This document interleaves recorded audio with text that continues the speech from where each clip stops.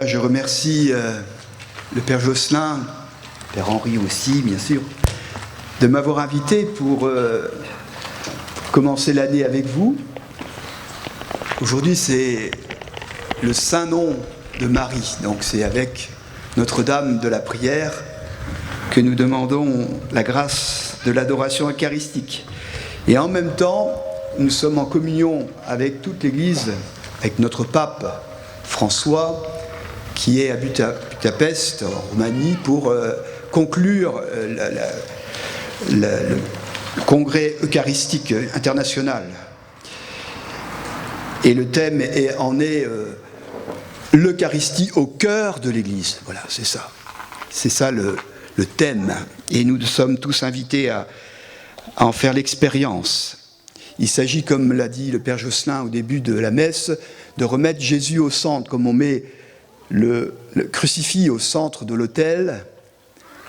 Eh bien, Jésus, comme disait Mère Teresa de Calcutta, quand on voit Jésus sur la croix, il est là, mais bien sûr, ça nous rappelle qu'il est mort pour nous, mais quand il est dans l'ostensoir, il est là aujourd'hui. Et il nous aime, comme il l'a été sur la terre. Et donc nous avons cette grâce ici, à la paroisse de Saint François de Paule, et d'avoir cette expérience pour certains déjà qui l'ont vécu. Alors ces derniers temps, ça a été un peu plus compliqué avec la pandémie, et bien sûr j'espère que maintenant nous allons pouvoir repartir jour et nuit, parce que c'est plus il y a d'adoration, plus les grâces descendent sur la paroisse, mais aussi sur la ville de Tours, sur le diocèse, sur la France, l'Europe, le monde entier en même temps. Alors c'est cette dimension-là qu'il faut toujours percevoir lorsqu'on vient prier. Bien sûr, on peut prier chez soi, et c'est aussi fort, c'est puissant, mais l'Eucharistie renferme Jésus lui-même et nous apporte encore plus, toujours plus. Alors, la question, on peut la poser comme Jésus la pose à ses disciples, pour vous, qui suis-je ? Est-ce que vous êtes, le Seigneur est pour vous la personne la plus importante dans votre vie ? Et cherchez-vous à lui plaire, à le faire en sorte de correspondre à sa divine volonté. Et c'est ça la question première. Et il nous faut demander en ce début d'année scolaire, qu'est-ce qui est le plus important pour moi ?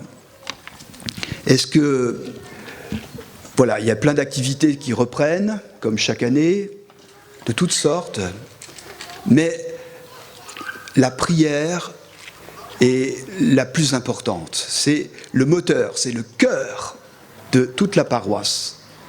Alors chacun prie à sa manière. Il faut prier avec le cœur, par amour. Et le but de la prière, c'est l'apostolat, de la charité. C'est ce que disait tout à l'heure Saint Jacques dans la deuxième épître. Il nous disait, la foi sans l'action, sans les œuvres, ne vaut rien. Donc, alors ça ne sert à rien d'adorer si après on ne fait rien, si on ne donne pas Jésus d'une façon ou d'une autre. Donc il nous faut remettre les choses dans le bon sens, comme on dit, l'église au milieu du village, l'expression. Eh bien, le Saint-Sacrement au milieu de la paroisse, en priorité. Dieu, premier service, souvenez-vous, Sainte Jeanne d'Arc, son maître mot. Voilà, alors nous sommes invités à redécouvrir cette grâce eucharistique. Et vous connaissez peut-être cette histoire d'un professeur qui va demander à ses élèves une expérience un peu particulière. Il leur montre un vase, un grand vase, et dedans il va leur mettre des grosses pierres dans un premier temps. Et donc une fois qu'il a rempli à ras-bord le vase, il pose la question à ses élèves, est-ce que le vase est plein ? Alors ils ne savent pas trop, il dit oui, il est plein. Non, il dit. Alors après, il va sortir des graviers, il va mettre les graviers dans le vase et à fond. Waouh! Alors, il repose la question, est-ce que le vase est plein? Alors, ils ne savent plus trop, ils disent, on s'est fait avoir une fois, il y en a qui disent oui, d'autres non. Bon, il dit oui, vous avez raison, c'est pas encore. Alors, maintenant, il met du sable. Il sort du sable, il remplit à nouveau le vase avec le sable qui se met à travers les... Hop. Et là, il repose la question, est-ce que le vase est plein? Et ils disent non, parce que chaque fois, c'est pas bon. Alors, ils n'osent plus dire oui. Il dit, vous avez raison. Et là, il sort une cruche d'eau, et il va verser l'eau jusqu'à ce que ça raborde. Et il repose la question. Et là, ils ne savent plus trop non plus, mais donc il dit oui, maintenant, ça y est, c'est plein. Eh bien, il dit, pourquoi j'ai fait cette expérience? Il leur pose la question. Alors, ils ne savent pas trop non plus comment répondre. Ils disent, peut-être que ça veut dire qu'on ne doit pas laisser de place dans notre agenda. Il faut remplir au maximum. Et donc, oui, on peut le voir comme ça. Mais la vraie raison, c'est que si on veut mettre les grosses pierres maintenant, on ne peut pas les mettre. Donc, il faut mettre le plus important en premier dans notre vie. Et après, le moins important, c'est-à-dire l'eau, le sable, voilà, le sable, l'eau.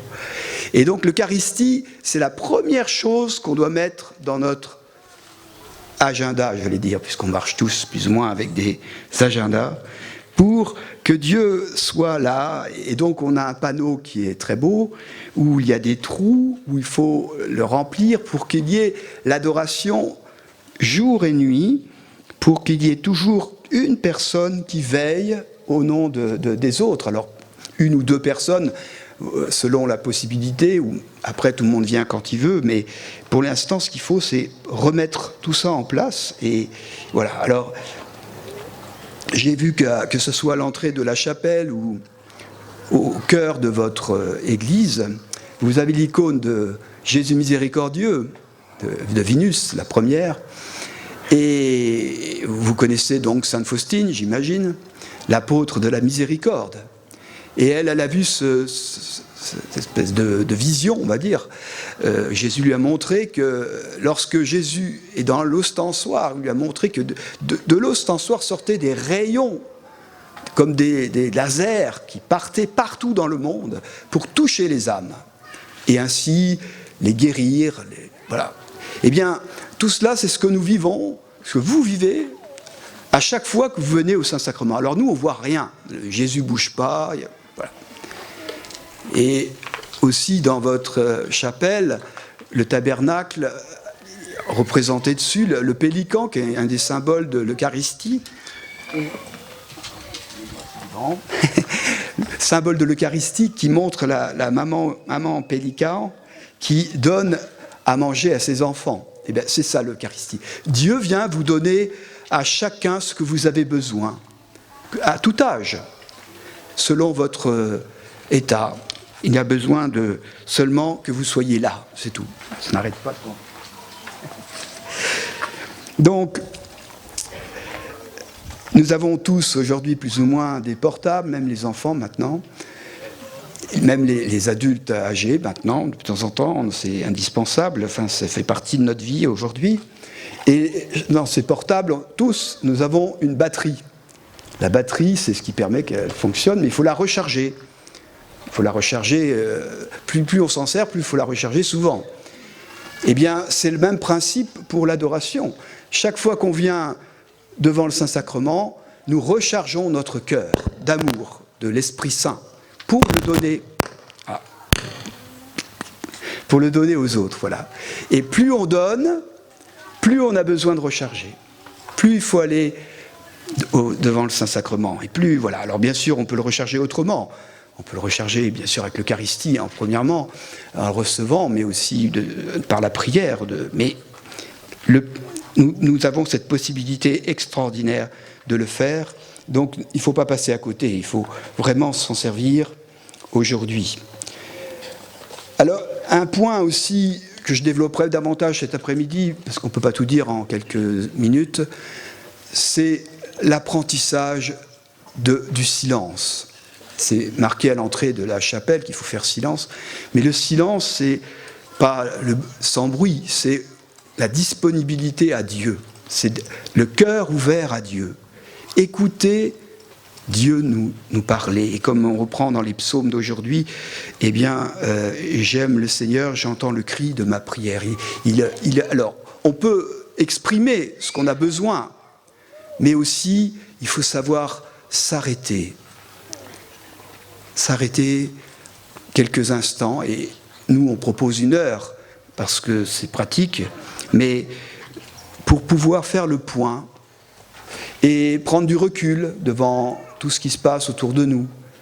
Et nous avons grand besoin de redécouvrir cette grâce de la prière silencieuse. Et aussi, il nous faut comprendre que cette grâce eucharistique, lorsqu'on regarde autour de nous, même nos frères et sœurs de toutes sortes, ils sont en manque de bonheur. Tout le monde recherche quelque chose pour des idoles, qu'on appelle les idoles d'aujourd'hui. Et nous, notre vraie adoration, celle que Dieu préfère, c'est, nous sommes faits pour ça, c'est le premier commandement, tu adoreras de Dieu de tout ton cœur, de toute ta force, de tout ton esprit. Et donc, nous le faisons pas assez, quoi. Nous ne correspondons pas vraiment à cette invitation. Et je dirais qu'il ne faut pas passer à côté. Voilà, vous savez, dans la vie, on est dans une période un peu compliquée. On ne sait pas trop l'avenir, tant mieux. Donc on a besoin davantage de faire confiance. Jésus, j'ai confiance en toi. À la providence, parce que Dieu s'occupe de nous tout le temps. Mais comme disait Jésus aussi à sainte Catherine de Sienne, occupe-toi de moi et je m'occuperai de tes affaires. Donc, il faut prendre du temps gratuitement pour Dieu. Et plus nous serons avec lui, avec l'Emmanuel, eh bien, plus nous trouverons la paix, la joie, et surtout la charité, l'amour. Mère Teresa de Calcutta, nous l'avons fêtée dimanche dernier, elle a expérimenté bien sûr tout ça, et elle a vécu en même temps ce que Jésus nous expose dans l'Évangile aujourd'hui, la croix. Donc c'est pas pour autant que tout est rose quand on va à l'adoration. J'expliquerai davantage cet après-midi aussi. Mais ça nous permet, au contraire, de vivre ce mystère de la croix différemment. Vous voyez ? Parce que c'est plus nous qui vivons, c'est le Christ qui vit en nous, c'est ce qu'elle dit. Et elle dit, Dieu ne peut pas remplir ce qui est plein, mais seulement ce qui est vide. Si nous sommes vides, Dieu peut nous remplir de lui-même. Sa grandeur, ma petitesse, c'est là que Dieu et moi, nous nous rencontrons. Ce n'est plus moi qui vis, c'est le Christ qui vit en moi. Donc c'est cette expérience qu'il nous faut découvrir. Et Dina Bélanger, que nous avons fêtée samedi dernier, qui est une québécoise, enfin une Canadienne bien heureuse pour l'instant, voilà ce qu'elle dit, très beau. Notre Seigneur me parla de la joie. Une âme, me dit-il, ne peut pas s'approcher de mon cœur sans être heureuse, parce que je suis le foyer de la joie et du bonheur. Même dans les moments où j'associe une âme le plus intensément à ma passion et à mes souffrances, je sais changer par elle en douceur toutes les amertumes. Ma petite moi-même, je te garde dans mon cœur, dans les profondeurs de l'essence de la très sainte Trinité. Je veux donc que tu jouisses comme moi dès maintenant, dans la mesure où tu souffres avec moi, dans la mesure de ton amour pour moi, de la consolation que tu me donnes. La joie parfaite et constante en moi est la plus grande preuve de l'union parfaite et constante en moi.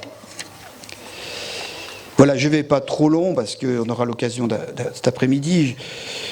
Mais pour terminer, comme nous l'avons commencé avec Notre-Dame, si nous n'arrivons pas à adorer, nous devons nous tourner vers elle. C'est la maîtresse de l'oraison, de la prière, Notre-Dame de la prière, de Yves Bouchard. Prions pour nos jeunes, nos enfants, les familles, c'est important. Et je dis même les enfants, les petits peuvent venir adorer. Il n'y a pas d'âge. C'est fait pour tous. Et une chose aussi très importante, c'est que lorsqu'on a découvert quelque chose de bien, c'est ça l'apostolat, on a envie de le faire découvrir aux autres. Et c'est ça qui est important. C'est pas de le garder pour nous, ce trésor. C'est le diffuser, le dire aux autres, venez et voyez, venez adorer le Seigneur. Et on est impressionné parce que le système qu'on fait de remplacement, combien de nouveaux adorateurs on peut trouver, bien sûr. Il ne s'agit de forcer personne. Dieu nous laisse libres. Il faut aimer en vérité, en esprit, en vérité, le Seigneur. Mais on est toujours surpris. Alors laissons-nous surprendre. Laissez-vous surprendre par l'Esprit Saint tout au long de cette année. Confions à la Vierge Marie les prêtres, votre évêque, tout, parce que c'est très important de prier pour vos prêtres. Et eux aussi doivent adorer, mais ils le font déjà. Mais voilà, c'est très important de savoir que nous sommes tous unis par ce sacerdoce commun des fidèles. C'est le même adoration. Nous ne sommes pas meilleurs, les prêtres. C'est tous le même. Alors, sachons répondre à l'appel que le Seigneur vous fait aujourd'hui pour que vous soyez témoins de l'évangile de la joie au nom du Père, du Fils et du Saint-Esprit. Amen.